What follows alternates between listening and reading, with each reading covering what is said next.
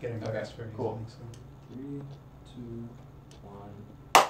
Welcome back, everybody. We are here with another episode of the Moral Podcast.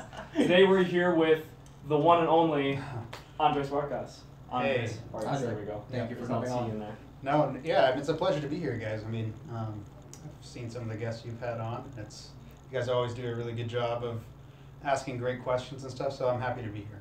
Oh, thank you very much. We just kind of like to talk about lifting. Yeah, and that's honestly the best way to do these kinds of things, right? Because I know there's some people that do podcasts where they come with like a script almost, as people go crazy in the other room. Just for everyone Something that's exciting going on. We're in a recording studio, but right outside there's a huge 4-panel TV, and the World Cup is on right now. Yeah. And it looks like Portugal just scored against Iran in the World Cup. Interesting. All right, back to this. So yeah, no, what I was saying, I really like this open forum kind of feel where it's just in a conversation. You get really good information and that kind of stuff. Yeah, 100%. So today what we're going to talk about is more so just your coaching philosophy, getting a little bit deeper into your personal background, because I think that's something that as you continue to grow your audience, people will be more interested to learn about, and we'll just see where the conversation goes from there. Yeah, absolutely. So let's start off by just introducing yourself. Tell the audience who you are, what you do, and what you're about. All right. So my name is Andres Vargas. My company is the Strength Cave. There's the shirt I'm wearing. If you're just listening to this, I guess you can't see the shirt, but basically I'm a strength and nutrition coach. I kind of like to call myself more of like a functional fitness and health coach rather than just a pure powerlifting coach. Although most of my clients right now are powerlifting, just because that's what I used to do a lot of. Let's see. It's the best sport.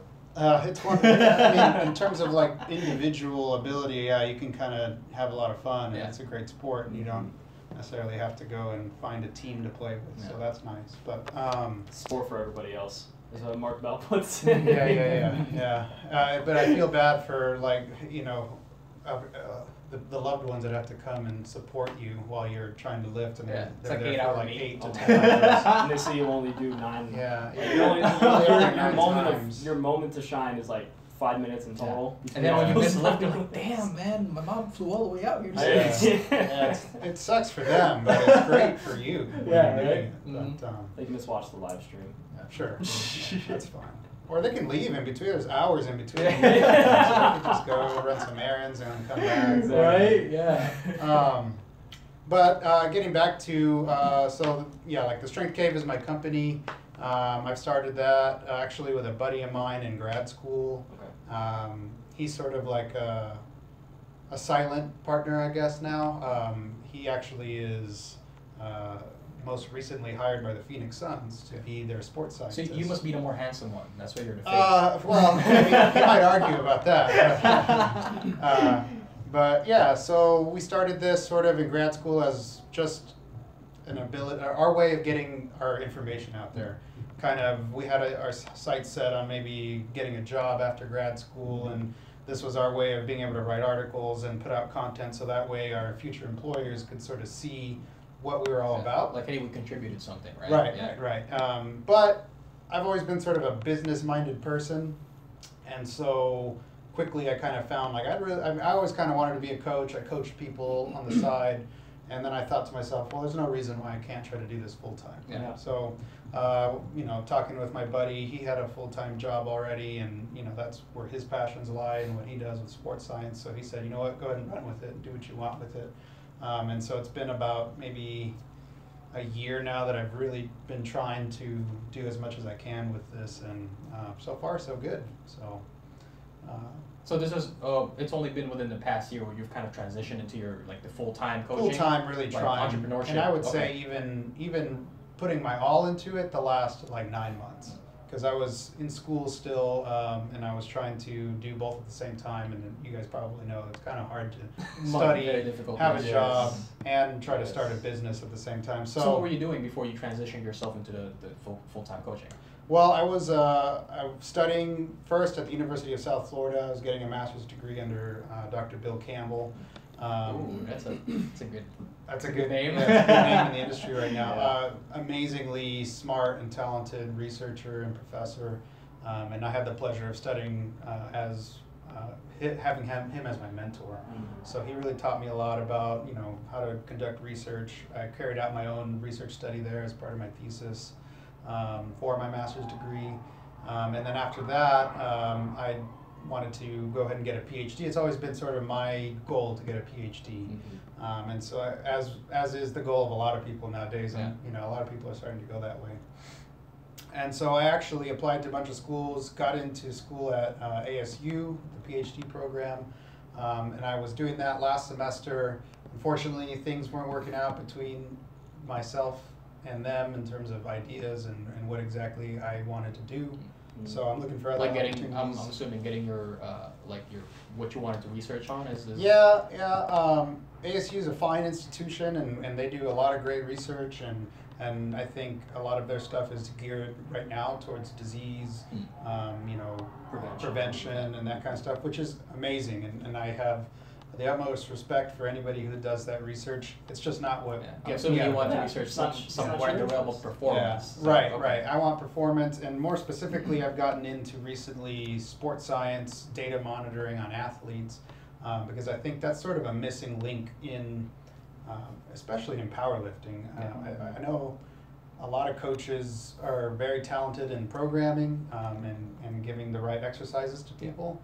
But I think a lot of coaches miss the fact that you got to kind of look a little deeper than just the exercises that you're It's getting. like there's a lot more pieces to the pie that you have to. There's a lot more that that hasn't been tapped into. Yeah. We'll definitely touch on that because that was really something that I want to talk about and why that's kind of your focus. Absolutely.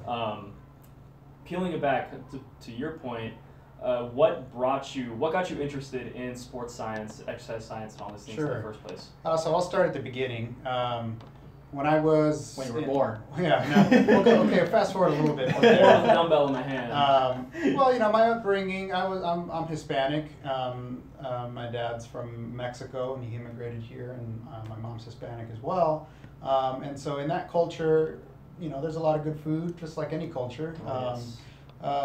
And so I overindulged a lot as a kid, and I had a predisposition for fast food, as a lot of Americans do nowadays. Yeah. And although I did exercise, I played a lot of basketball and stuff like that, it wasn't enough.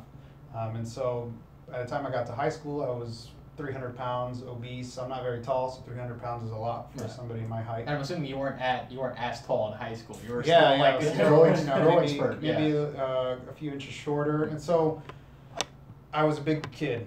And one day I just realized what it was headed my way if I didn't do something about it in terms of health, you know, diabetes, all that kind of stuff. And I can't really explain what made me decide to do this, but one day to the next, I just said, you know what, enough's enough. I'm going to start trying to actually eat a little bit better, exercise more. It had a little bit to do with the fact that I was 18 years old and I couldn't get any girls because I was, that's probably a lot of evidence for a lot of 18-year-old males that want to start lifting. That's a lot of guys, and that's so all right.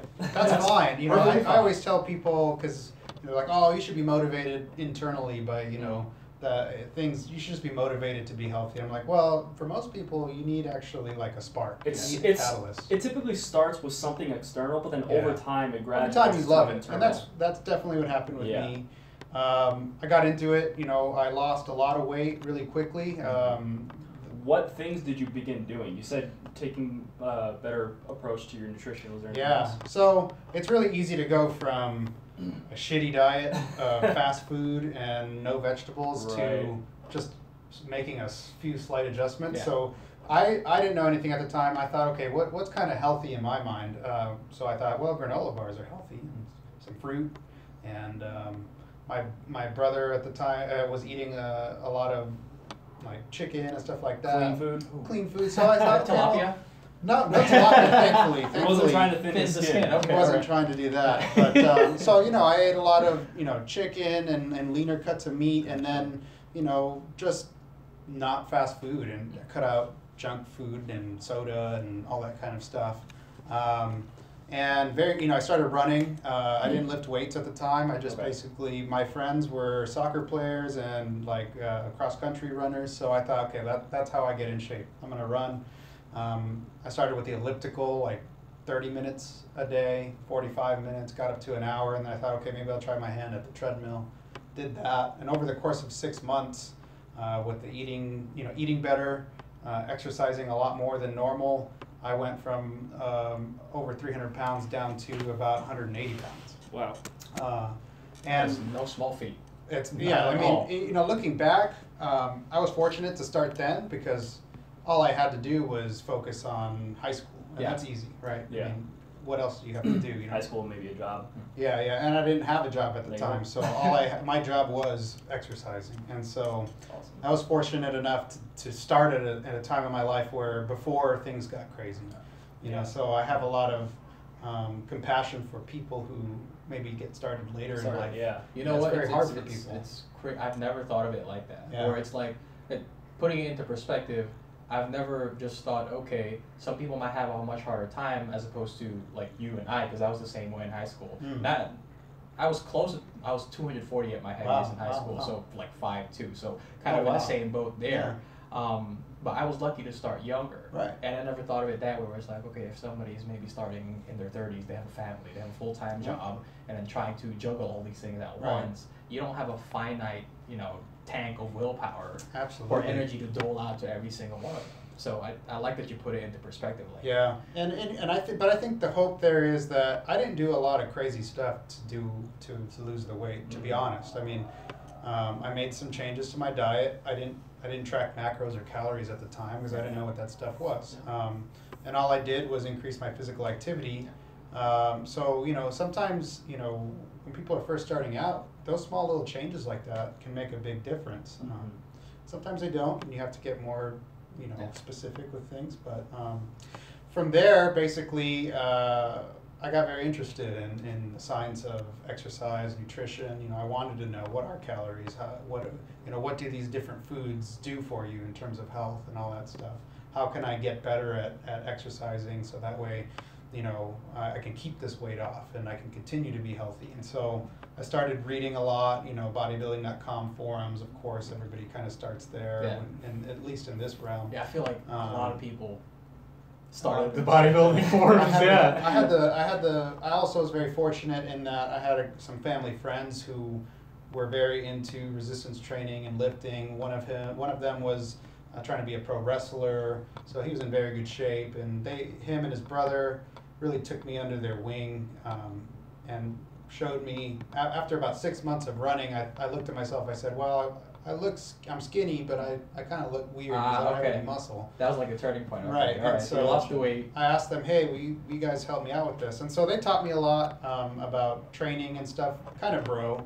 But I'm thankful for that because I've kind of been through all these stages where I'm trying to lose weight, I don't know anything. Then I transitioned to, I still don't really know anything, but at least I'm doing these bro things. I'm eating bro foods, I'm working out like a bodybuilder. And then finally to where I got into college and studied kinesiology in undergrad here at ASU, and was able to really learn and kind of transcend that stuff and to really start to dive deep into the physiology and nutrition and then start helping other people. Right. And then that's where you really start to get the art and the science of coaching and things like that. The master's degree was just another step in my path towards higher understanding and deeper level physiology type of stuff. And I'd like to get the PhD basically as the end cap to that, because I feel like I just want to have that last step to really investigate something deep in sports science that I can understand at a level that maybe nobody else understands, because that's my specific realm, right? So yeah. Just like with Rachel and her mind-muscle connection. Right. Yeah. I love the fact that your pursuit of higher education was because you wanted to kind of further your like you said, you want to keep the habits, right? Sure. What can I do? What can I add on to what I'm currently doing? Exactly. How can I refine that into something that'll make this a lifelong process? Absolutely. Well, one thing I find great about your story too is that you went through it. What a lot of your clients coming to you now probably went through as well. Yeah. So gives you can empathize real well with it. Exactly. It gives the empathy, and it gives you the precedent of already knowing, okay, this is it gives you a starting point instead of just saying, all right, this is what the research said, we'll start here, blah, blah, blah. But yeah, and I think that's a great point. I think there's nothing wrong with having theoretical knowledge in terms of science and having degrees to back up the knowledge that you have. But there is something about that practical experience. Yeah. Having been in the trenches, having made the mistakes that your clients are coming to you making, or that you're helping them to prevent. Yeah. That kind of stuff is invaluable when it comes to working with clients and working with anybody really, whether it's a client, especially whether this it's helping a friend. Right? It's like the practical application is a lot of it matters. Yeah, and that's why I always say that coaching is a blend of science and art, right? So there's science, and you can rely a lot on that in order to get your clients, in the right direction. But somewhere along the way, the thing about science is it's theoretical, and it's always in a vacuum, and it's always, if everything was ideal, yes. how does this work, right? In the real world, nothing ever really goes according to plan. Right. Something happens, something comes up, and the environment changes, and how do we adapt? Yes. And that's really what I'm all about. Mm-hmm. So how exactly do you balance those two things between theory and the art that you're mentioning? Yeah. Like, how do you take that? Let's say if you wanted to take a concept that you found in research, like, okay, maybe I can apply this and get some really good results from it. But like you said, environment changes, right? Like Lane always says, you're an individual data point. How do you mold those concepts and apply to the person? So it's hard because I'll just say the way I look at it is, when you're looking at research studies, you have an N of 20, 30, right? And so you have like an average, and then so we do statistics on that to see if it's statistically significant. When you're working with an individual, it's like Layton says, it's an N of 1, so it's N of 1 science, basically, which is hard to navigate. But I'll take an example like with Rachel and her research on the mind-muscle connection. So she's talking about if we really, what kind of cue can we give this person to have a better outcome for what we want, whether it's hypertrophy or strength. So I think she was talking about either lift the weight or feel the muscle contracting, right? Mm-hmm. For a bodybuilder, feeling the muscle contract might be a better cue maybe, right? Because we don't really care how much weight is coming up necessarily. We want to see that the muscle's contracting. For a power lifter doing a back squat, if I tell them contract your quads or something like that, maybe it's not the right cue, right? I'm telling them, hey, we just want you to get up, right? Yeah. We need you to lift that weight. Now, if I see a mistake in their form, then that's different. Then I'm going to maybe cue something specific like that.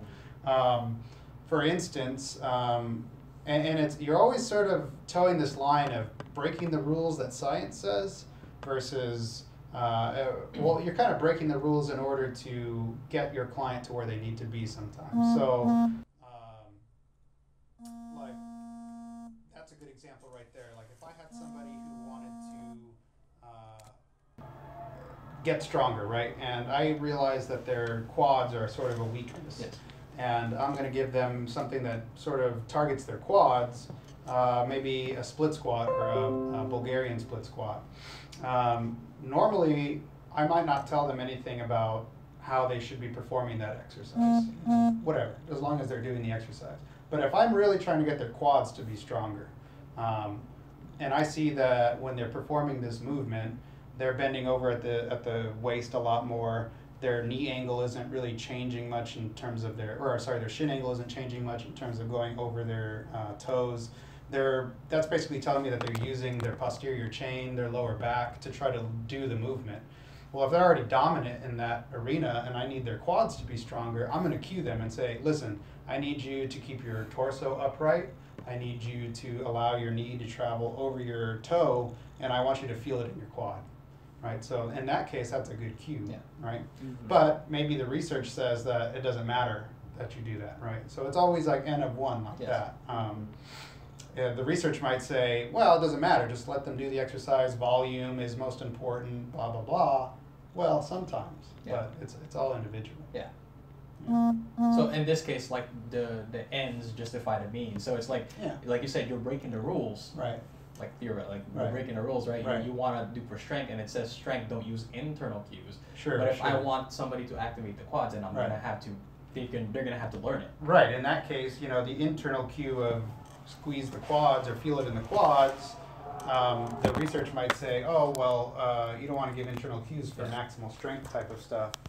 However, it contributes to maximal strength, right? Yeah, if you follow that down to the end of where you want them to go, in this case, actually does. It actually will, because their quads will get stronger. That'll lead to a better squat and more pounds on the platform. So that's sort of that's one example. I might have done a bad job of explaining that. No, that was actually perfect. Okay. What would you we're starting to see now a kind of trend where coaches want to be, evidence-based. Sure. Sure. What would be kind of your suggestions or recommendations to those coaches that may not necessarily have the background that you do, but do have an intention to be evidence-based? Read more than the abstract. Yeah, read more than the abstract for sure. That's one thing. And also, I think a lot of people get very, they see one study that says that a certain adaptation occurs with this training modality, and it's almost as if, they just want to latch onto that right away. One study is good, I mean, that's good evidence, but we want to see multiple studies, right? So like creatine has been studied so many times, and we know that it's pretty much going to work for most people, right? Yeah. So we can use that evidence, right? Now, other supplements might, they might not on paper or in research say that they work for the average person, but you have to look deeper in the physiology of an individual person sometimes and think to yourself, okay, what supplements, even though in the research it says that the supplement doesn't work, quote unquote, but if this person has a deficiency in their physiology or in their biochemistry for whatever reason, that's preventing them from, say, manufacturing a certain coenzyme or something like that, or maybe absorbing certain vitamins, then maybe that supplement that you want to give them will work for them.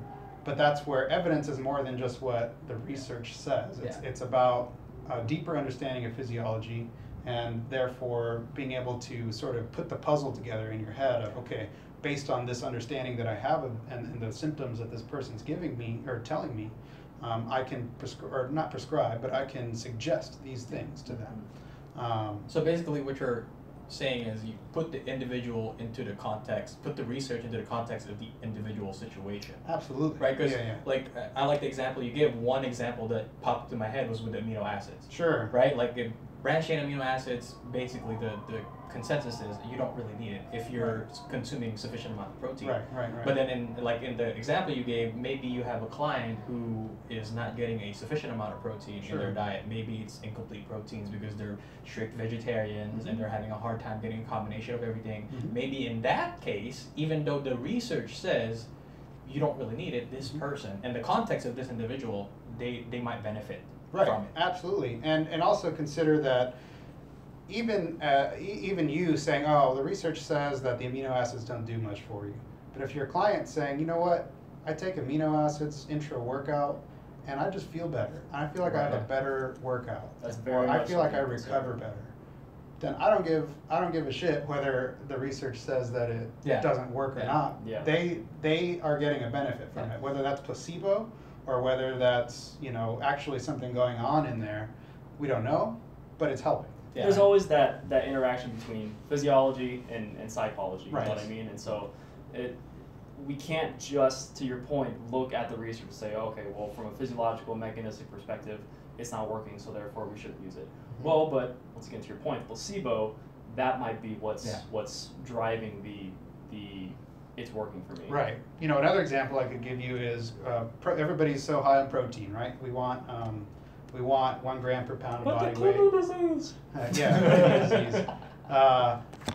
That's the hot topic right now in nutrition, I guess, with bodybuilding and strength, is you need to have like a gram per pound, or I think Helms sort of was a little bit under that. I think some of the research now is saying like at least 1.6 grams per kilogram of body weight in order to, trigger enough protein synthesis. Now that's good and all. And that's probably a good place to start for most of your clients and things like that. However, let's say you get a client who comes to you and they're having trouble with digestion. they're unable to digest their foods very easily. They get a lot of bloating, they get a lot of gas and discomfort. Well, in that case, even though maybe their goal is to increase muscle mass as much as possible, in the short term, I'm actually going to decrease the protein intake. Why? Because it is a stress on the digestive system, right? Especially if they don't have good eating habits in terms of like chewing their food enough and all that kind of stuff.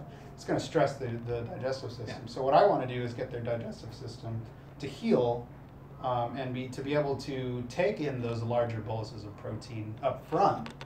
Because if I don't do that, then they're never actually going to see the benefit of the higher protein diet. Does that make sense? That makes sense. So one question that I have kind of related to that is, so for things like that, digestive health and other kind of conditions like that, do you work, from a coaching perspective, do you work with like a registered dietitian, or do you kind of feel like your experience, you do exercise and nutrition also. Right, your experience and things kind of is sufficient for that? Yeah, I think I don't work with a registered dietitian right now.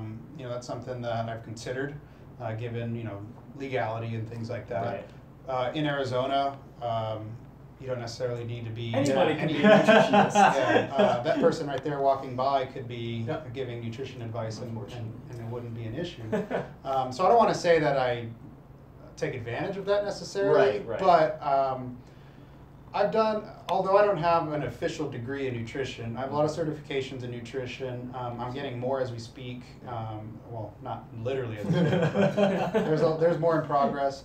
I've studied it so extensively, and worked with so many people who do have degrees in nutrition and learned from them, that I feel pretty confident in my ability to kind of go ahead with that kind of I have to choose my words wisely. It's not a prescription. Yeah. It's a suggestion. Recommendations, suggestions, and so on and so forth. Gotcha. When you say prescription, the cops just roll in like, hey, prescribing without a license. I see them over there. They're waiting in the wings just in case I slip up. But, I don't right now.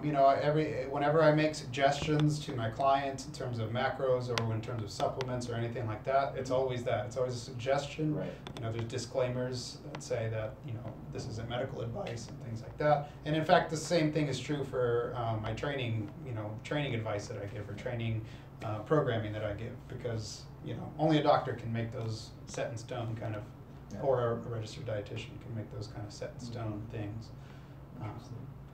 But I always say, and this is something that my mentor, Dr. Bill Campbell, said a lot of times, is that when you're working, it's kind of disheartening for maybe the client or somebody's looking to hire a coach to know that, anybody could basically give me these prescriptions. They don't really need to know, or suggestions. They don't need. Why would I pay $200 a month for a coach? They don't need to be certified necessarily. So what? And you see it a lot, right? Like especially fitness celebrities who don't have a degree or don't have any certification, or just celebrities, who don't even actually write. Gwyneth Paltrow. Yeah, people, and it is frustrating, especially if as a coach. But going back to the client, I always say, and this is what Dr. Bill Campbell always said, is the cream will rise to the top, right? So if you're good at what you do, even if I don't have any problem with people who only have a bachelor's degree doing coaching or anything like that. There's no problem with that. They could do just as good a job as somebody who has a PhD or any kind of degree like that. Right. It's all about that person, how hard they work at it, how much time they put in terms of reading their own investigation into the literature, into physiology, into whatever it is that they're interested in. And if they're good, they're going to give higher order coaching and higher order suggestions and advice. And the people who, even if, there may be a PhD who's trying to be a coach who just, for whatever reason, doesn't understand it on the same level, or doesn't, maybe can't grasp the sort of the practical aspects of things. And, unfortunately, they might float down to the bottom, or, sink down to the bottom in terms of, the hierarchy of what makes a good coach. Yeah, so it works both ways. Like you could have somebody with, like you said, just like a bachelor's degree, but if they really apply themselves to the science of nutrition and exercise, they could have a lot more value than somebody who has a PhD, who has a very very surface level kind of understanding of these concepts. I'll give you a good example. You know, when people hear that you're a doctor of physical therapy, they automatically assume that that person is an expert in movement, an expert in giving training advice or what have you. But people also don't realize that there are specialties in physical therapy too. Yeah. I've worked with a lot of physical therapists who hire me to be their coach, not because they don't know what they're doing necessarily, but because their specialty lies maybe in occupational physical therapy, or maybe more hand rehab or something like that, where other areas of movement and physical therapy, they don't study that, so they're not an expert in that, and they don't know really what they're doing there. So I think that's a good example there of how just because you have a title, just because you have a PhD or an MD or a DPT, doesn't necessarily mean you're going to be a high-level cook. Yeah, right. I feel like experience kind of fills in the gaps. Yeah, absolutely. A lack of education may keep you at. So. Absolutely. Yeah. So moving on to your actual coaching philosophy, what we talked about in the first place, and I'm gonna keep this kind of abstract just because I want to see where you kind of start from. Sure. What is your coaching philosophy when training an athlete? So with me, I always make it a point to treat everybody, like we were saying, as an individual. I take a lot of information from my potential clients up front, and even once they are my clients, I continue to take a lot of data from them on a weekly, daily basis, so that way I can continue to refine the training or the nutrition plan that I give to them. I think a lot of times that can be hard to keep up as you start working with more and more people, because I do like to spend a good amount of time on each of my clients, just because I think that is the most efficient way for them to get results. It may not be the most efficient way for me to hand out training programs or nutrition advice, but I want the client to always be the number one priority in terms of my business. Right. So even if it means I'm spending a little bit more time, doing what I do, the quality that they receive, I think, is going to be the best. Yeah, that'll ultimately pay off. Yeah, it ultimately pays off. And there's something to be said nowadays about, it's not just about getting clients, it's about keeping clients, retention, retaining clients. Them. I could sell one-off training programs and we get shredded programs, and I could sell maybe hundreds of them if I did marketing right, or thousands of them if I did the marketing right. But eventually people are going to be like, well, that guy gives really crappy advice. That cookie cutter type of advice, I'm trying to build a business that sustains, or I hope that my coaching sustains for the long haul. Yeah. So I'll kind of explain more, I guess, in terms of what I mean by individual. So when I bring somebody in, I have an extensive intake form that they fill out, and I ask all kinds of questions, things that they might even be embarrassed to answer, such as what their digestion's like, how many bowel movements, what the bowel movement looks like. Even I go poop every morning. Yeah, basically. And some people, with females, I ask about their cycle, specifics about it, because I want to know that all those things are clues to me into how they're functioning on the inside. Right. What their health status is like. And one thing I'm big on is that if your health and your foundational principles aren't in place, there's nothing I can do. I can give you the perfect training program and the perfect nutrition advice, but if those fundamentals are broken, it's not going to work. You're not going to get results out of it. And so sometimes people don't like to hear that, because it means that they have to spend time. I got to fill all this stuff out. Tell me what to do. Or sometimes my first move with people is to take them back a step and save them from themselves, in terms of they might be overtraining, they might be going, their nutrition, in their mind. People have a good way of justifying how they eat. Yeah.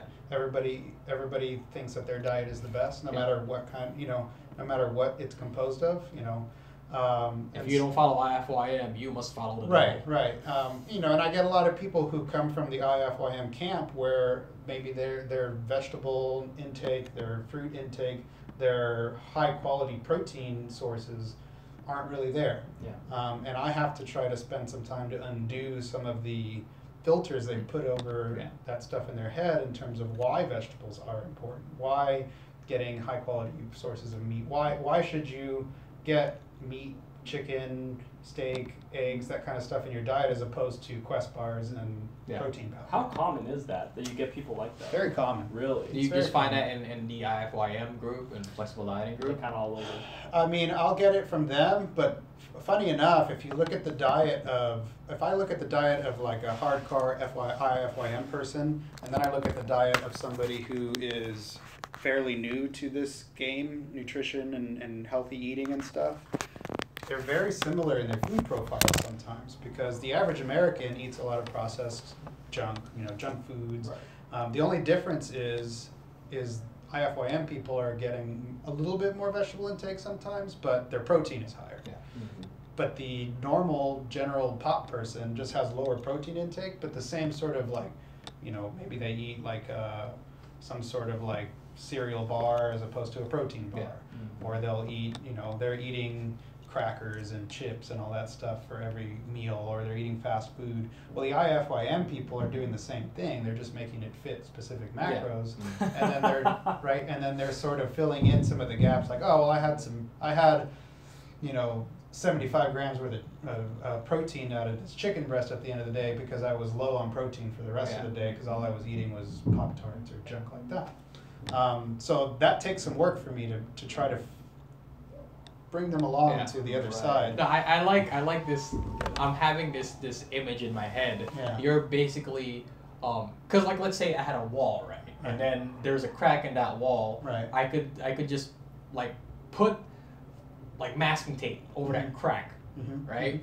But all right, now exactly. No, I mean like it works either way, right? It's like it's this whole thing between the IIFYM, for example, and the general American where, all right, here's a crack in the wall, I'm gonna fill it with tape, and you're coming in and saying like, okay, maybe there's a better way to fix that crack, right? Maybe fill it with cement instead of that tape, right? The fast food, Americans are like regular general population are doing it. IIFYMers are doing it, but they're making it fit their macros. That doesn't necessarily make it better. So I always say this when it comes to nutrition: can you lose weight or reach some sort of body composition goals by hitting your macros and eating nothing but junk foods and sprinkling in enough clean or whatever foods you want to call them in order to make the macros? Yeah, there's like dust that's labeled clean and shit like right. Just sprinkle that in. And you're good.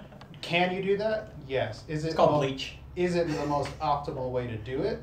I don't think so. No. And we saw that with Dr. Mark Hobb and his Twinkie diet experiment. That, exactly. It's 100% possible, but should you do it? Right. Probably not. Probably not too practical. Now, you'll get some hardcore people that, if you start talking about this kind of stuff, they just put they dig their heels in. They don't want to listen to any of it. But when I get people that are eating that way, and I start getting them to switch some of their foods out for whole foods. I'm not telling them to eliminate junk and not eat any of it. I'm just saying, hey, let's form a foundation of more whole foods and better quality protein sources, and let's see what happens. Do they lose weight magically from it? No, I'm not saying that. What I'm saying is they start to feel more productive, more energy, less GI distress, which then helps them to train harder. Feel better from their training, recover better from their training because they're getting the right minerals and nutrients and things like that. And all those things are going to drive that weight loss. Right. So it's all about, and there's individual resiliency that comes into play. Now, some people are very high in resiliency and they could eat nothing but junk food and it basically never is a problem for them. They don't feel any different. But there are a lot of people, especially nowadays with stress, environmental pollution, toxicity, and things like that, where unfortunately their physiology starts to degrade a little bit. They're not resilient enough to really take on that burden that comes from some of these harsher foods. So I like to get people to a place where they're resilient, where I say, okay, you can have those foods, no problem. But let's keep those foundational, I call them basic lifestyle practices in place. One thing that I've noticed too, when you do get to that place that you're talking about with them, the foods that you do have that you typically ate more commonly, they just taste better, and it's Yeah. more enjoyable to actually have them. Yeah, you get a little bit of palate fatigue, right? From the foods that you eat. For sure. And so Yeah. if all you ever eat is sweet or salty snacks that are super highly palatable and very enjoyable to eat, eventually they don't taste the same, right? You glean a little bit less pleasure from it every time. Well, it's just like cleansing your palate when you're trying to taste wine or or smell certain colognes. They have the coffee beans there to sort of cleanse your nose, right? Same kind of thing, right? Yeah. So if we base more of our diet around foods that are not quite so hyper palatable, then when you do enjoy that piece of cheesecake or that serving of ice cream, you really enjoy it more. Yeah. You get a lot more from it. So when you said hyper-palatable, that brought me back to a moment in the Power Project, excuse Power me. Project, yeah. Power Project. Yeah. Where you guys kind of got into this debate about sugar addiction, right? Sure. What's kind of your take on that? Because I'm very curious about different professionals in this field regarding that. Yeah. I personally don't think it's a thing, but I can understand why people feel it is. So here's what I think about sugar addiction. Is it really an addiction the same way that we think of like a drug addiction or alcohol, addiction and things like that? Not necessarily. I would say that some of the pathways are probably shared in terms of obviously if you eat something you like, it's going to light up pathways of pleasure, Right. just the same way that a drug would. But it's all in the dose, right? I mean, a bump of cocaine is going to shoot a bunch of different neurotransmitters compared to a bite of chocolate. Right? It's not the same. There's the devil's in the details. Right. Here's what I do think about As it. he scratches though. his nose. Yeah. Yeah, we Well, might need to take a break here so I can re-up. Look a little sweaty there. So here's what I think about sugar. Twitch. I think that your brain is pretty smart in that when you eat sugar, it realizes that it gets quick energy, right? So your brain is always about efficiency. How can it do what it needs to do the fastest way possible with the least amount of energy expenditure? And so eating sugar, if you're eating sugar often, it starts to learn that, okay, when I eat these foods that are sweet, I get quick energy. That helps me do what I need to do faster. Obviously, if you're a sugar burner, sugar is more quickly metabolized, it's more quickly released and used because of glycolysis compared to fat, which needs to go through beta oxidation, needs to go through mitochondrial pathways in order to get energy, in order to get ATP. So when your brain is constantly having that and then it doesn't and it's saying, hey, I got to work harder to get my energy now, I got to use different pathways to get my energy because you're not giving me the sugar, it's going to tell you that right away. It's going to say, hey, where is that energy source that I'm used to? You can get past it, eventually you will. Here's the other thing that I think about it. We're starting to learn a lot about gut health, right? Yeah. The gut microbiome, the bacteria that are in your gut are highly influenced by the foods that you eat. Almost on a meal-to-meal basis, they change depending on what you've eaten. Now, that could be a good thing or a bad thing in terms of, or that could be interpreted as, okay, well then it doesn't matter because if it's always changing, then how do we know that these chronic, changes to our diet are doing anything? Or you could think to yourself that it's so dependent on what we eat that maybe when you're eating a lot of sugar, the gut microbiome is composed in a way that is going to maximize that sugar, right? So it's going to select for the gut microbiome or the gut microbes that want to use sugar or that want to, and so or you start to maybe get things like yeast overgrowth in the small intestine and things, which can wreak some havoc in terms of digestion and stuff. And so I get a lot of people who if we can change their gut microbiome a little bit, or the makeup of their bacteria. Now, I don't have data on this because I'm not getting them to do stool samples and test what's actually going on. That'd be great. That'd be great. It's just very expensive, so I'm not going to have people do that. They're already pretty intrusive. a little bit intrusive. But you know what? Sometimes people are down for that kind of stuff. They're so like interested in this that should be like a check, like a little checklist. Would you do a stool sample? We'll be really good friends.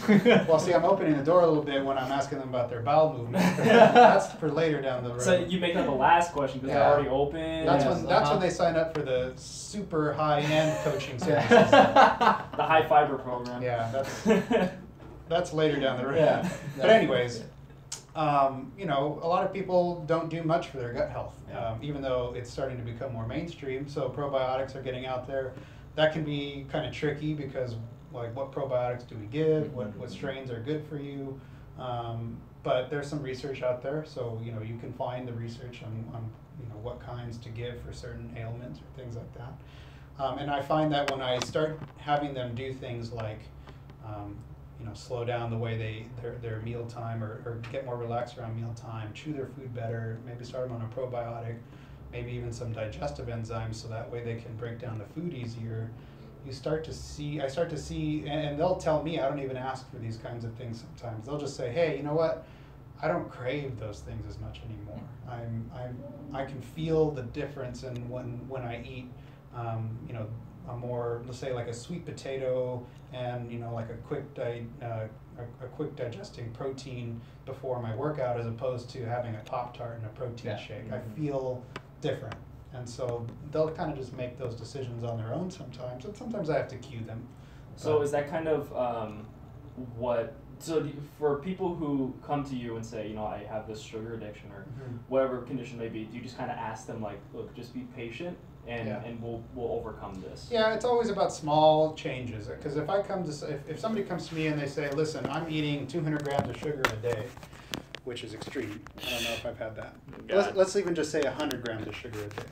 And they say, I can't go to bed without having something sweet before I go to bed or whatever. I'll say, okay, well, here's what we'll do. We got to make small changes. Because if I tell them, okay, you know what, no sugar, no more ice cream before bed. Let's just get rid of all the sugar-containing foods in your house. A lot of times, clear your cupboards. Yeah, it's too overwhelming, right? Yeah.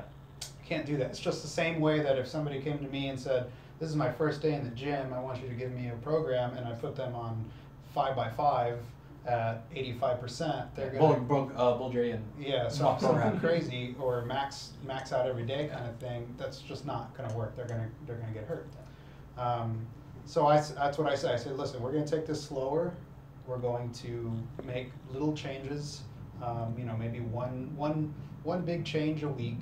That way you have a whole week to get used to it. Maybe 2 weeks to get used to it, and then we'll make another change. Because once you get that down pat, then we can make another one, and it's not so stressful to you. And then over time, am I saying you can't eat ice cream before bed? No, not necessarily. But if it's like a psychological thing where you're going to go to bed and you think, I haven't had ice cream, or I haven't had something sweet, I can't sleep, that's a problem. Mm-hmm. So for I want to get into the markers and things that you measure, because I know you measure a lot of that. Yeah. Real quick before we do though, when someone probably almost inevitably makes a mistake or binges or something, what do you do as a coach to get them back on track?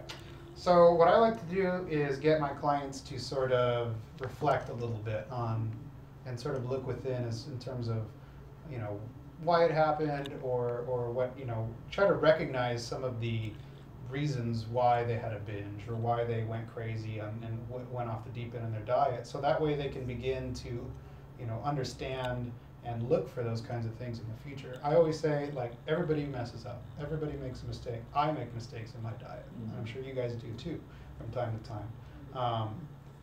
Over time you get better at not making such big mistakes, right? Because you can control things. But I always say, let's create some awareness as to the why of what happened here.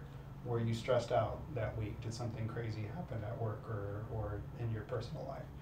If not, okay, were you with friends and you just felt like you just felt bad about yourself because here you are having to restrict yourself and not indulge in the foods that they're able to eat freely, and you feel like you feel stuck or whatever. Okay, maybe that's the case. Other things, I just try to create that awareness first, so that way they can begin to understand. Oh, okay, that's probably why I did that. So you're looking for like triggers, basically. Right. Yeah. And if it's something where they're saying, okay, well, I kind of feel like I do this too much. I'm always binging. Well, then that's maybe a conversation that I need to refer out to somebody else, right? I'm not going to try to be a clinical psychologist or anything like that. That's not my scope of practice. But if it's something where it's like, every now and then I realize that I have this binge or whatever, and I just can't take it anymore. I want to eat whatever I want to eat, and I think, okay, well, usually that stems from some sort of stressor, right? Something's going on in their life that's causing them to, like you were saying earlier, the willpower is finite. So when that willpower starts to come down because of other things in life, whether it be stress or whatever the case may be, then it's harder to say no to those binge, or it's harder to say no to those really, really yummy foods that are off in the distance, right? So that's basically what I try to do at first, and then once we do identify those things, I try to come up with strategies with them in terms of how can we, recognize this trigger in the future, and then have more power over that trigger, have more power over what we do in response to that trigger. And that's behavioral stuff that is on a case-by-case basis. Everybody's a little bit different. So you kind of, that's again, we have to coach the individual, figure out what works for them. Yeah. So like so far, the conversation has kind of been steered towards nutrition. But as Mike alluded to earlier, when we were listening to you on the Power Project, you had a ton of metrics that you said that you like to measure in order to kind of optimize performance out of your athletes. So aside from nutrition, which is obviously a very big piece, but you think it's not the only piece. What are other things that you would like to measure? Yeah, so obviously when I get somebody who wants me to train them, give them a program, I start with what they've done in the past and what they've been done like in the far past, and then what they've been doing leading up to them inquiring about my services. That's the first step in terms of gathering information as to their training age, because as you know, biological age and training age aren't the same. I could have a 35-year-old guy who's only been training 2 years. I'm going to train him a lot different than a 24-year-old guy who's been training since he was 13, right? So I establish that first. I look at what they're doing, and then I ask a lot of questions about how they deal with stress, how they're sleeping. I ask questions about any injuries or aches and pains that they may be having, because all of these are clues as to, are they overtraining? Are they is the volume of their training and intensity of their training adequate for them? If they're getting sick a lot, or they feel like they're not dealing with stress very well, a lot of times that means that their training is not correct for them. We need a correct dose response out of their training. Once I get that kind of stuff out of the way, and I'm actually creating a program for them based on their goals, of course, whatever it is that they, obviously I'm going to write a different program for a powerlifter or a bodybuilder or a gen pop person. Real quick, do you have bodybuilding and powerlifting clients? Yes. Or? Okay. Yeah, so I have all three, mostly powerlifting right now, but gen pop as well, just people who are trying to be healthy. Gotcha. Once they are training with me, the metrics I like to take, I mentioned earlier, sports science is sort of a passion of mine. So I like to take a lot of metrics that tell me how my athletes are doing in terms of recovery, in terms of wellness, and in terms of their training, their training load. And so, interestingly enough, a lot of people rely on volume nowadays as their main gauge of their training progress. I don't really use it anymore, which is probably going to be controversial for maybe people listening to this. But I used to track training volume, and I found that it didn't correlate very well with the way that my athletes performed, actually. There was something else going on besides the training volume. So you were seeing like, all right, X amount of volume theoretically translates to this amount of pounds on the platform, and you were finding that it wasn't. It wasn't perfect. In fact, it was starting to become kind of unreliable in a sense, because does more volume end up leading to more gains most of the time? Yes. And does higher intensity or does intensification in training lead to higher numbers on the bar most of the time? Yes. However, I started tracking other things, which I'll get into in a second, that tell me more about what's going on physiologically than just training volume or training intensity. And that was helping me actually make better decisions than the training volume was. So I kind of scrapped that because the metrics that I track now do a very good job of telling me where the person's at. Now, whether the people fill out the forms day to day is another issue. That's always the hardest part of the job. But to his clients, fill out the forms. Very important.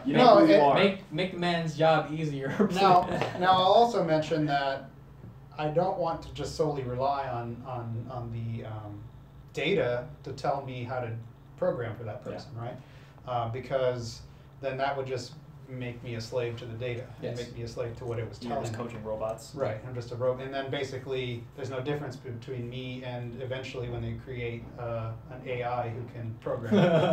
It's going to happen. But I need to make sure that I can still operate outside of just that. Yeah. So I'll look at the data, which I take a lot of metrics on training load, which is basically, I start very simply. I use session RPE. To tell me how hard they felt like they were training during the workout, because sometimes, here's another thing, here's another thing as to why training and or volume and intensity weren't telling me the full picture. Because sometimes I'll give somebody like Lane a 1 rep max attempt or a heavy single, which should tell, I mean, on paper, when they fill out their RPE stuff, they should say that was very hard. That training session was hard because I was maxing out. Some people don't feel like it's that hard to max out. For them, that's so fun for them that they don't perceive it that way. And perception plays a lot into how we respond to our stimuli. So I started using session RPE, which tells me how hard they felt like they were working, and I also use session duration, which tells me, so I tell, okay, you worked out for 75 minutes at an RPE 8 for the whole session. That's going to give me training load. Which then I can track over time with some fancy statistics using z-scores and things like that to tell me, on average, are they training harder than normal, less hard than normal, or about normal for them. Of course, I'm going to push them into the harder than normal during certain times. I'm trying to peak them, or I'm trying to overreach them a little bit. But sometimes maybe they're not training hard enough, and I have to have a conversation with them as to, are you just kind of going in and going through the motions? Is this maybe my error? Maybe I didn't prescribe things that were hard enough for you to really reach that threshold. But for the most part, I like to see people in that green zone where they're doing enough to progress, but not so much that it's going to bring them back or bring them backwards eventually. So why? Go ahead. Real quick, regarding that session RP you're talking about, is there kind of like a minimum kind of cutoff, or is it individual between each person? Yeah, I mean, normally I don't usually see people mark anything lower than like a 6 or a 5, because then unless it's like a recovery session where I'm just telling them like, hey, go in there and just like move around a little bit. Yeah. But I want you to just chill out today and maybe hit up some light aerobic stuff, or maybe they'll put down like a 3 because to them it was nothing. Right. Yeah, so I mean, I just wanted you to clarify a little bit, and for our audience too, is that when you say you track RPE across the whole duration of the session, do you split it up into like, okay, here's your main movements for the day, what was RPE there, and give me the RPE that you felt throughout maybe your accessories, and then you average it out, and then you see, so I used to do it that way. I see what you're saying. Like, do I ask them for individual exercises what their RPE was?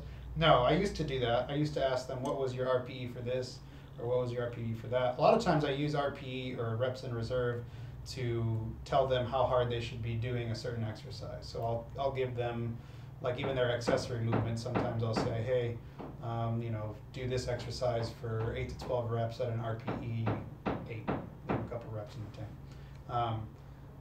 In that way, I don't really need to, I didn't really need to get those individual RPEs anymore.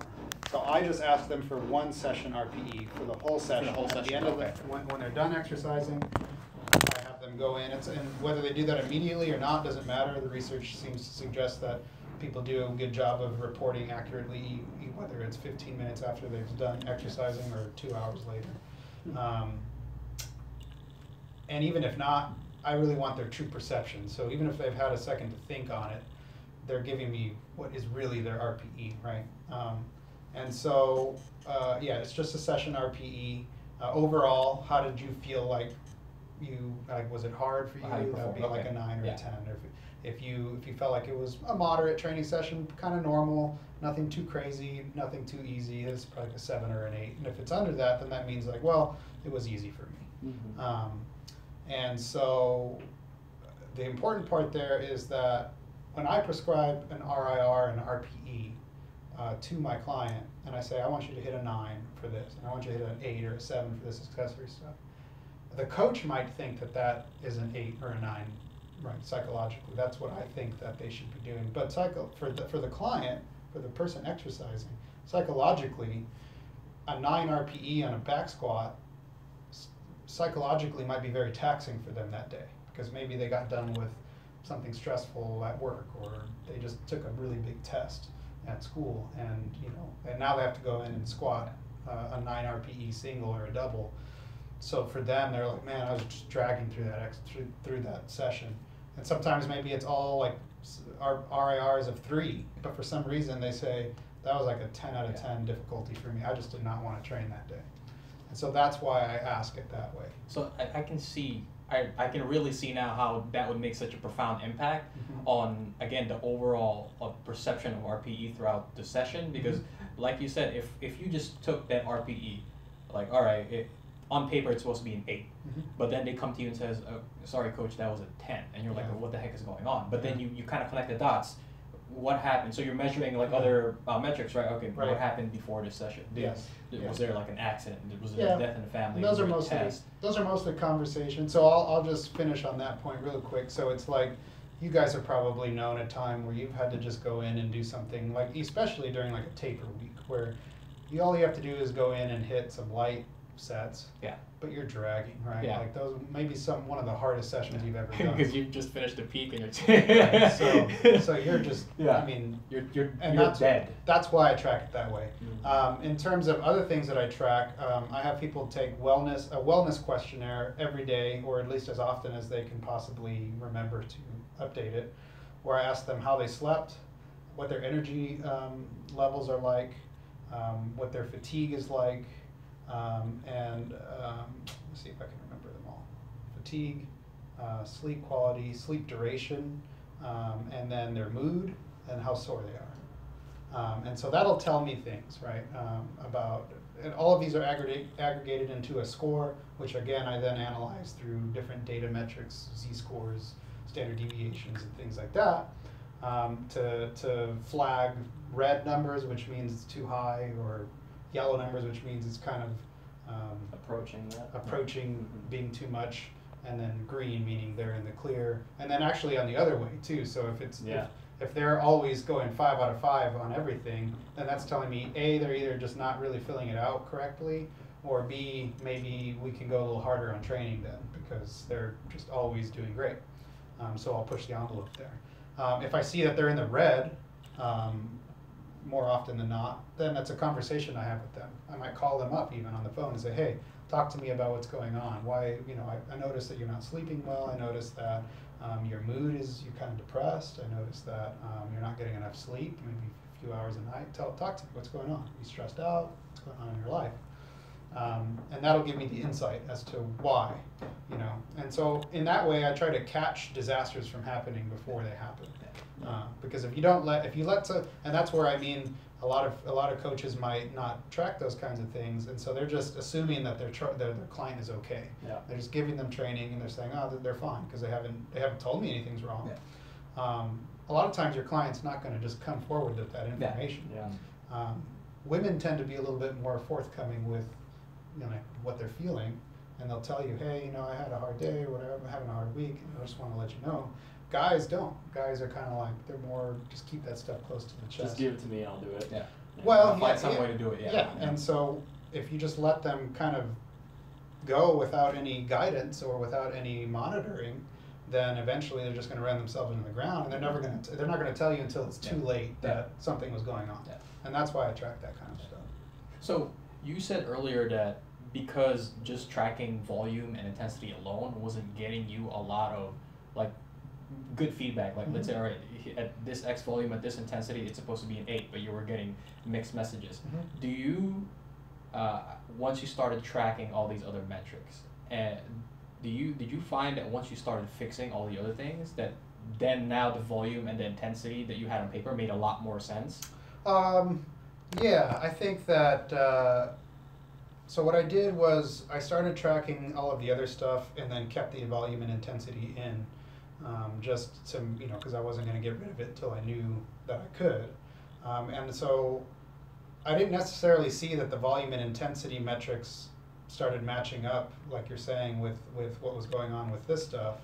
But I was able to start seeing that the stuff that I was doing was able to predict better how they were going to perform on certain sessions. So by looking at sort of the history of what was going on with their recovery and with their training load, I was able to kind of think to myself, okay, well, they're kind of headed for a bad session. And almost like clockwork, they would have a bad session. And so that was able to then inform me. Now, unfortunately, I had to let some people have some bad sessions so that I could actually have the proof that what I was doing was... You have some data, yeah.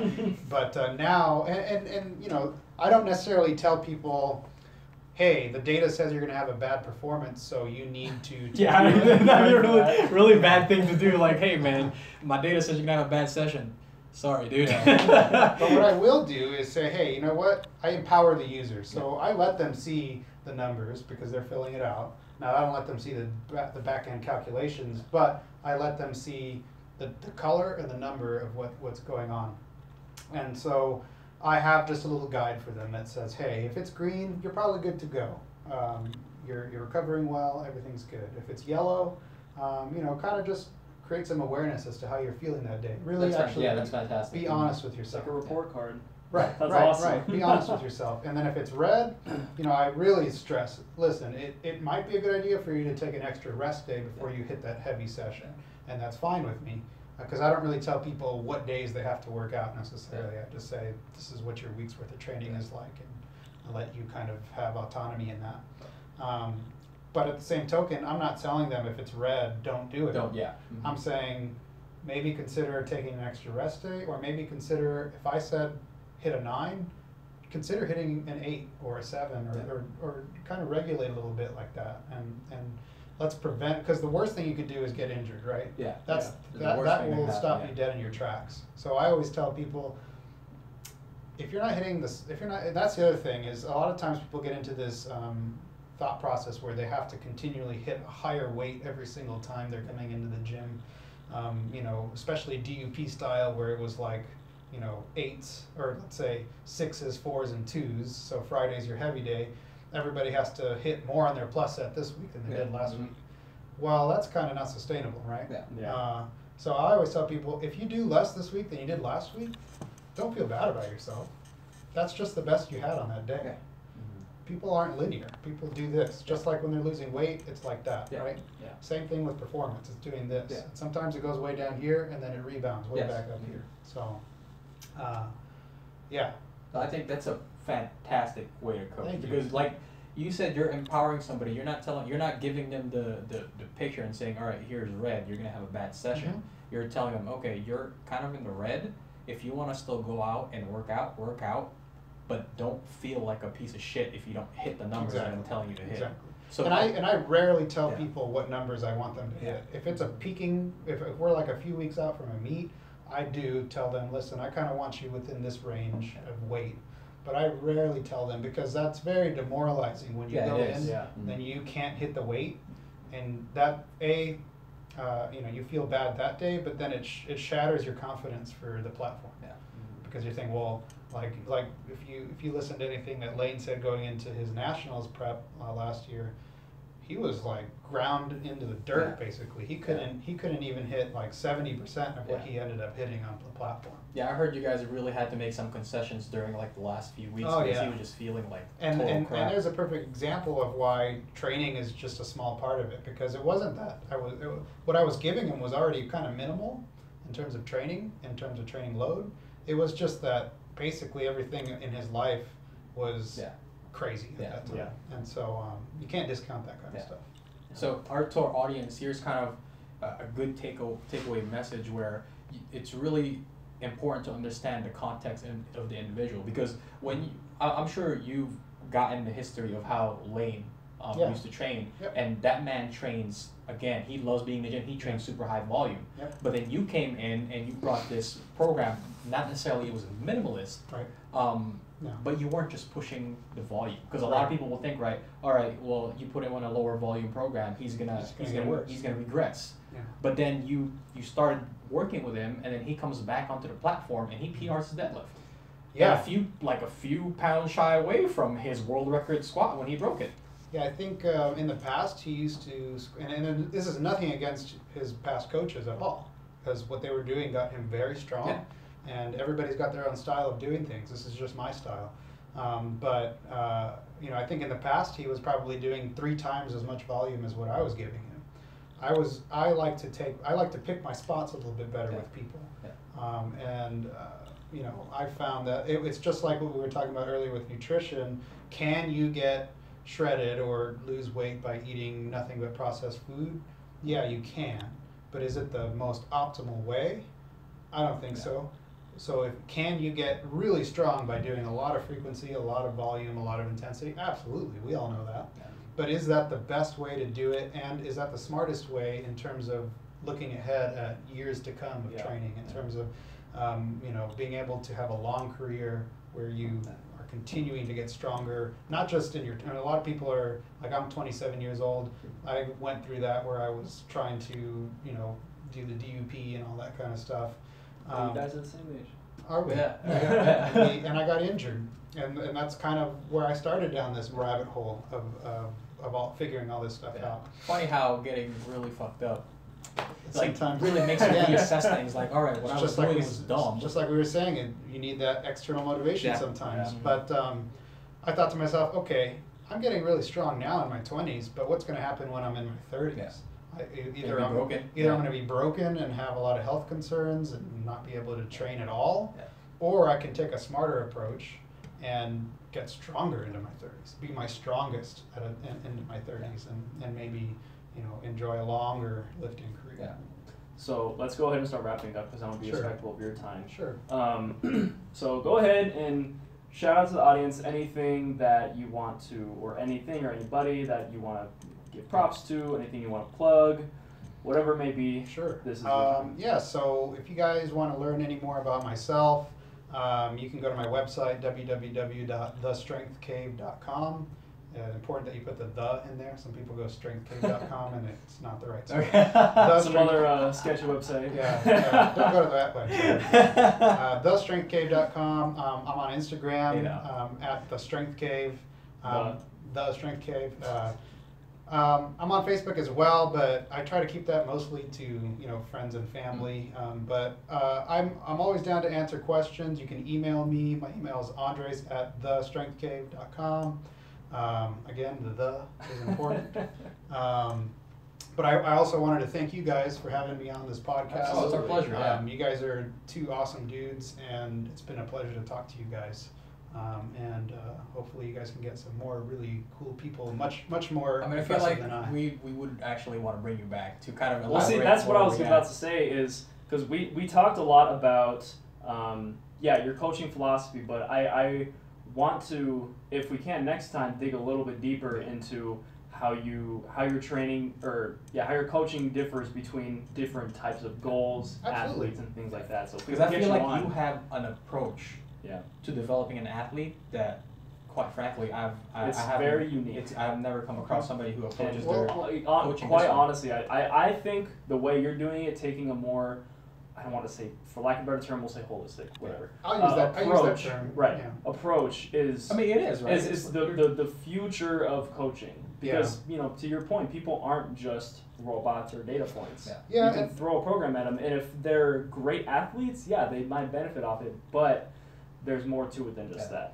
Yeah, well, first of all, I appreciate that very much. That's a very high compliment from you guys. And, I try my best to try to bring a complete package to my clients. And just like you're saying, that's why I do this kind of stuff, is because I know that one day, Avatar Nutrition can coach you how to, how to lose weight and stuff like that. And there's more algorithms coming out in the future. I know that there's going to be competitors to Avatar coming out that are going to be able to do the same thing, be your nutrition coach. One day they're going to make an algorithm that can do my job. Well, we already got Lane's workout builder. which I helped create, so Yeah. I'm almost putting myself out. You're cannibalizing yourself. Yeah. I kind of realized that halfway through. And I thought, what have I done? You just shot yourself in the foot. But one day they're going to come out with a workout builder that's actually like an AI. That you put in your information, you put in some training history, and it spits out a really good training program. Mm-hmm. But what are you doing as a coach to separate yourself from that? Yeah. I always say that those AI machines, like Avatar, can probably coach you like 90 to 95% the same way that a high-level nutrition coach could do it. But what are you doing to create value in that last 5 to 10%? That's going to help you to the human component. I think is like it's a small component. Right. Again, like you said, right? You have these algorithms coming out, and it will come out eventually where a lot of these things can basically be 90-95% accurate. Yeah. But that human component, algorithm can't empathize with you. Right, Yeah. exactly. So you know, an AI is not going to understand that you had a bad day or you broke up with your significant other, and that's why you didn't perform well. They're just going to assume, oh, this guy sucks because he didn't squat right. More volume. More volume. Right. Exactly. Going back to what we were talking about earlier, you could. Again, let's say you had a program that gave you the same color ranges, right? Mm-hmm. That program will be like, you're in the red, don't train today. Yeah. As opposed to you're saying like, there's okay, nuances you're in the red, and everything. Yeah. Machines, approach it more carefully. Machines are bad at. Machines don't think like a brain does. That's one thing that AI can't really do right. It doesn't think like a brain because it can't recognize nuance. It can't recognize different shades, right? So, yeah, that's what I'm banking on at least. Maybe I'm completely wrong. And in 5 years, I'll be working at Subway or something like that. 'Cause my exercise science degree is worth nothing outside of this field. You'll still be jacked. Oh, yeah, so you won't be 300 pounds. That's true. There's always a consolation that you always have your gains. Yeah. So, but yeah, I'd be very pleased to come back and talk with you guys again. Awesome. Last question that we are asking everybody here. What is actually, you know, we'll do two since you're a coach. What is one thing you want to tell your athletes, and then what is one thing you want everybody to know about your field or your industry? Okay, so for clients, for anybody who's looking to hire me or any other coach, please consider that it's about the long game. 8 weeks, 12 weeks is a very short amount of time compared to 12 weeks. That's a long game. Yeah, compared to a lifetime. And if you don't really set up the foundations correctly at the beginning, it just makes it that much harder to be able to reverse engineer that kind of stuff later on. So even if you feel like you're kind of going slow at first, or your weight loss is slow, or your progress in the gym is slow, just take solace in the fact that 5 years from now, it's like compounded interest. Yeah. It's just going to be that much better. What was the second question? So that's for your potential clients and yeah. athletes. The second one is just what you want people to know about your industry or field that you're in. I think that this industry gets a bad rap, I guess, because of the guys who are just really good looking, and they're, you know, the girls who just show, you know, their bodies on their bodies on Instagram, or take selfies of all these guns like this guy's got. No, I'm just kidding. Don't really have guns. I think it's gotten a bad rap for being very superficial and very like not caring about people. I think that this industry was originally founded with the intent to help as many people as possible, just like the healthcare field. Oh, for sure. You know, as a coach, I feel like I care just as much about my clients as their doctor cares that they stay healthy. And so I think, you know, despite all of that superficial stuff that goes on the surface, try to look deeper and really figure out that we're a caring community. We want you to get better and feel better and look the way you want to look, not because we're superficial and we're not gonna judge you just because you're not a supermodel, right? We're going to bring you in and be very, you know, hopefully you get around people who are very caring and nurturing and help you along your path. Beautiful. Yeah. I love that. Yeah. That's a great point. Andres, thank you so much for being Thank on. you guys. Thank you so much. Definitely have to have bring you back on. Come back on. Absolutely. Guys, thank you so much for watching. If you still are, haven't tuned out by yet. check us out you can find me on Instagram, pretty much anything else, as Mikey Ernesto _ the Agora. Find the website at agoraten.com, AGORATEN.com, and on YouTube. And please, if you guys are consuming this podcast in whatever form that you're consuming it, leave us a rating, leave us a review, because it really helps. It really helps the podcast get out there to more people. So if you enjoy the stuff that we're doing and you feel like it's helping and you feel like it'll help other people in the field, then please do that for us. And you can find me on all social media platforms at agent_JSCHROTH. Last thing, real quick, actually. I just moved the podcast over to Anchor as well, and so with that, the podcast is now on pretty much all podcasting platforms. So just search up the Agora Podcast and you will find it. All right, peace out, guys. Thank you so much. See you next time. Awesome, guys. That was really cool. Yeah, that was a lot of fun.